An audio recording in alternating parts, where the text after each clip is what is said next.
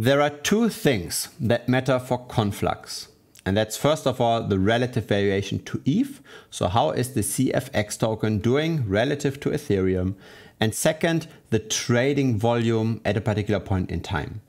Using those two, we can relatively well estimate where currently a resistance is and where currently a support is.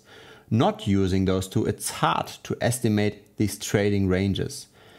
Now let's look at this. Let's see how Conflux, how CFX is doing simply just in US dollars.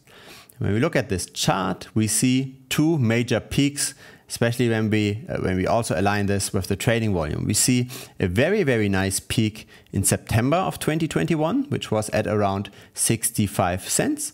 And then we see another peak of our recent rally, roughly at 32 cents. Okay, so those two peaks, they don't really align.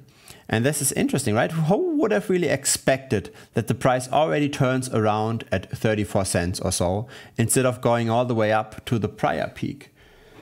The people that expected this were the ones that looked at the relative valuation to Ethereum and that did not look at the US dollar price. Look at this. This is the Ethereum price, the Ethereum-based price of Conflux. And here now, those two peaks that used to be quite far away, right? 50% away from one another in the US dollar chart, they are now aligning quite perfectly in the Ethereum chart. Why is that? Why are these peaks aligning so well in Ethereum and they're not aligning that well in the US dollar chart? It's because there are two effects on prices, on altcoin prices in crypto. The first effect is the general expansion and contraction of the overall crypto market. So when Bitcoin is going up, all of the altcoins are going up, Ethereum is going up, etc. Same is true the other way around, right? When Bitcoin is crashing, all the altcoins are crashing. But this is not specific to the altcoin. This is simply just all of crypto expanding and contracting. But you do have idiosyncratic movements, and that's the reason why you get into altcoins, right? You do have these rallies that simply just happen in an altcoin, and so do you have those crashes. But in order to isolate those, you have to look at relative valuation. So it's much better to look at relative valuation because within crypto, attention moves. It moves from altcoin to altcoin. And where currently the attention is, this is also where all the price action is. And this is where prices tend to rise. But attention is fleeting, right? It moves across altcoins. So there is a certain amount of traders, more or less a fixed amount of traders, that simply just deploys the capital where currently the rallies are, simply to join these rallies and then to exit whenever it turns around again. And you can't really measure this that well in US dollars because you do have the macro impact.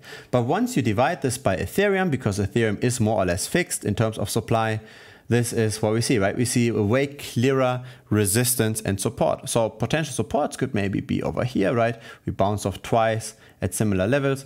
You could also take another support maybe here because this was a resistance before and we just bounced off. So this is how we can get potential resistances and supports that are way more stable than versus the US dollar. The current next support would be after a drop of roughly 34% or so relative to ETH, and the next resistance is after a rally of 24%. So this is what we are looking at. Now, relative valuation to Ethereum is only one part of the puzzle. The second part, which might be even more important, is trading volume. And you want to be careful with assets where the attention is currently high, because attention correlates with price. Where everybody is looking, the price tends to be higher. People tend to buy this. And this can be very nicely seen in CFX. Look at this over here on the 18th of September of 2021. The 18th of September. Trading volume was relatively low prior to that, and then it shot up by a multiple, right? It was only at around 20 million or so, and then suddenly it shot up to 800 million. Now, at the exact same point in time, right, the exact same day where trading volume was so high, the price was also the highest. Okay, so this aligns perfectly. High trading volume, high price. What then happens is attention moves to the next asset and it goes away from Conflux. And when the trading volume normalizes again, it's also when the price goes back to normal levels, when it deflates. So you want to be careful with assets that have higher than usual trading volume, especially when it's narrow altcoins. So let's look at the current trading volume. Where are we at now? With this current rally at 25.7 cents.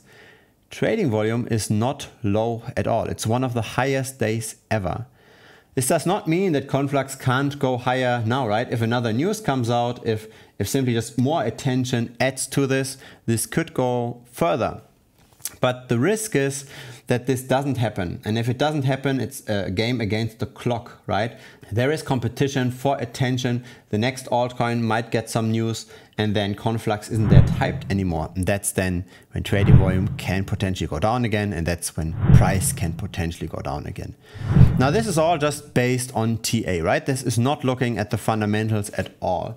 But I did make a specific video just on the fundamentals that comes directly after this video. So looking forward to see you in that video as well. Feel also free to join our Telegram and Discord, that's down below, and see you in that video about the fundamentals of Conflux next afterwards. Bye bye.